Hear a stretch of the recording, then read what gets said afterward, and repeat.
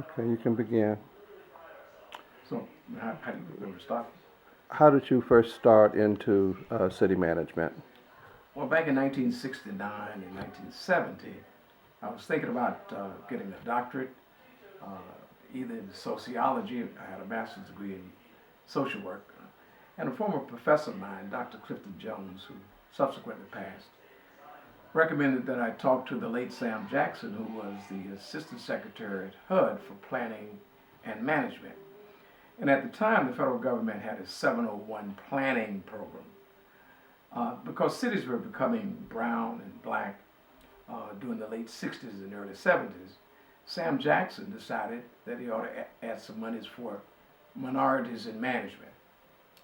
So Howard University and the University of Michigan became the first two schools in the country to receive 701 management grants to assist minorities who had an interest in urban management to get a graduate degree. So I was one of the first fellows at Howard University to enroll in the program. And part of that, we had to go to school at night from 6 to 9, but during the day we had to work 8 to 10 hours a day working with a city manager in the metropolitan Washington, D.C. area. So I was selected to work as an assistant to the city manager in Bowie, Maryland. And for 18 months, getting another master's degree at Howard, I worked at Bowie as assistant to the city manager. And subsequently, after I finished, after 18 months, because I had a prior master's degree, it took 18 months instead of 2 years, I was selected as the assistant to the city manager in Richmond, Virginia, the first African American to serve in that position. After spending over 15 months in that position, I was selected as the assistant city manager for administration in the city of Richmond and served in that capacity for another 18 months, and then became the assistant city manager in Berkeley, California. Served in that capacity for a couple of years, and then became the city manager in Berkeley, California in July of 1976. At the time when we started, everybody felt that minorities ought to have an opportunity to lead and manage cities, hopefully to assist minorities and other people who have not had a chance to work in the city, but also to improve the quality of life in urban America. So that was a very unique experience, and met a number of distinguished colleagues. Cy Murray, who at the time I think was city manager in Inkster, Michigan, Sherry Suttles, uh, Gladstone out of East Cleveland, Ohio. Met a lot of interesting colleagues. And so we started. And Manny Dees, the late Manny Dees, a dear colleague, was working in Alexandria, Virginia as assistant to the city manager. When I left Richmond to go to Berkeley, Manny took my job in Richmond. And Manny subsequently became the city manager of Richmond. After spending about 5 years in Berkeley, 1979, Mayor Barry was elected mayor of the city of Washington, and I became city administrator in January 1979 and served in that capacity for 4 years and 3 months. What was your path to getting to city administrator? Well, my first degree was in social work, so I was very involved in state corrections, counseling inmates and their families. And so I was thinking about getting a doctorate. And that's when the late Dr. Jones exposed me to Sam Jackson, Cliff Graves, and others. And it really got me to start reading about urban management. And I felt it was something that I could make a difference. How were you recruited for the district position? Well, the late Marion Barry ran on the platform that he wanted to get competent, talented, trained African American professionals in key slots. And so they did a search, my name surfaced, and I talked to them. And at the time, was one of the finalists for Richmond city manager. Manny Dees and I were competing for that job.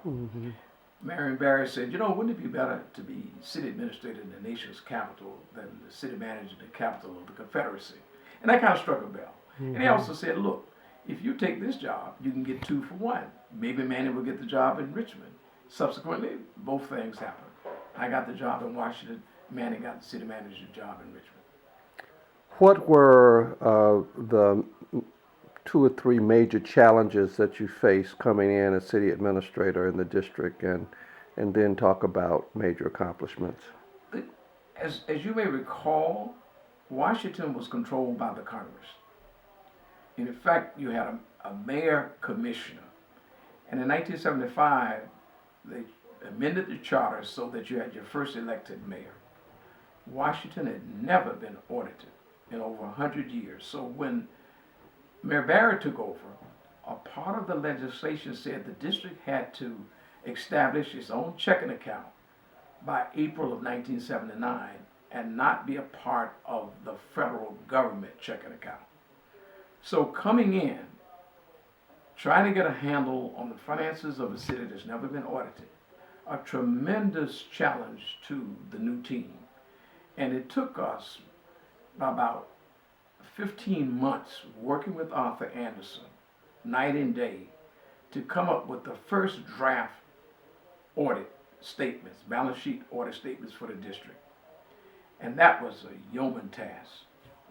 Tremendous. Gladys Mack, who was the Assistant City Administrator for Budget and Resource Development, and her team, we worked day and night. And we were quite pleased after we came out with the balance sheet. And after the balance sheet, we received the next year the first audit in the history of the District of Columbia government in over 100 years. And that was considered one of the major accomplishments during that time. Mm-hmm. What were some of the key issues during your tenure relating to citizen involvement, citizen engagement? Well, you know, Marion Barry was the classic activist in this community. And everybody had great expectations, particularly in the African American community, that for once we will have a mayor and administration who would be responsive to our needs. And so that challenge for the next 4 years was something that we worked on constantly. Getting talented, competent African American professional women in slots that never had before. We had more women, trained professional women, in non-traditional slots than any city in this country. And so looking back, we were able to do that. We had one of the most diverse cabinets in any city, major city in this country. And getting everybody to work on the same team was a challenge. And the good part about management was, you know, management is getting things done through other people. And being able to try to work with this great talented array of professionals was a tremendous challenge, but it was very rewarding. You were also a leader in advocating for increasing minorities in the profession. Tell us about your experience as chair of the ICMA Task Force on Minorities in the Profession. When I was assistant city manager and also city manager in Berkeley, I used to kind of, a group of us push Mark, the late Mark Keene, who was the executive director of ICMA. So Mark, I think through saying, let's do something. So Mark recommended, and the ICMA board created the Minority Executive Placement Program. Mm-hmm. So Mark said, Elijah, you've been pushing me, why don't you become chair? So I became the chair of the Minority Executive Placement Program. And the purpose of that program was to get more qualified men and women of color in key management slots throughout this country. And so I think when we finally stepped down, at one point we had almost 40 minority professional trained city managers in cities throughout this country in 1980, 1981. Mm-hmm. If you recall, Michael, Richard Monte was the first executive director of the Minority Placement Program, and subsequently you took his place. Mm-hmm. And so you guys worked, we had a tremendous outreach effort throughout the country to young minorities who wanted to become a part of a management team. And we were pretty successful in creating that atmosphere where young professionals wanted to participate and get in management. Mm-hmm. Mm-hmm. And we subsequently, as you know, created the National uh, Forum for Public Administrators, the Black Public Administrators. And so Manny Dees, I think, was the first president. And that organization now, after 30 years, it just kind of mushroomed, and we've trained a lot of men and women of color throughout this country who are now in key urban management slots and doing an outstanding job. Okay. Any thoughts for um, young African Americans who may be considering city management as a profession today and what they need to do to prepare? I think, if they need to go back and look at how we got started. I mean, one of the most rewarding jobs you will have is working as a city, and particularly as a city manager, assistant city manager, working on the nuts and bolts of providing quality services to people who need it. And clearly people of color throughout this country in urban areas need more trained professional managers who are committed to improving the quality of services for these citizens. We need that more now today in almost 2020 than we did in 1979. Okay. All right. Any other thoughts?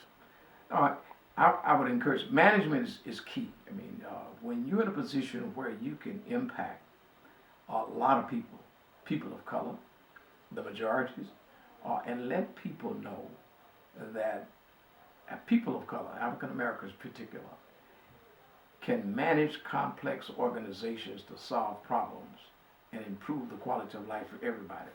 I mean, that's the exciting challenge, and I would encourage all young people who are thinking about management to take a serious look at city management.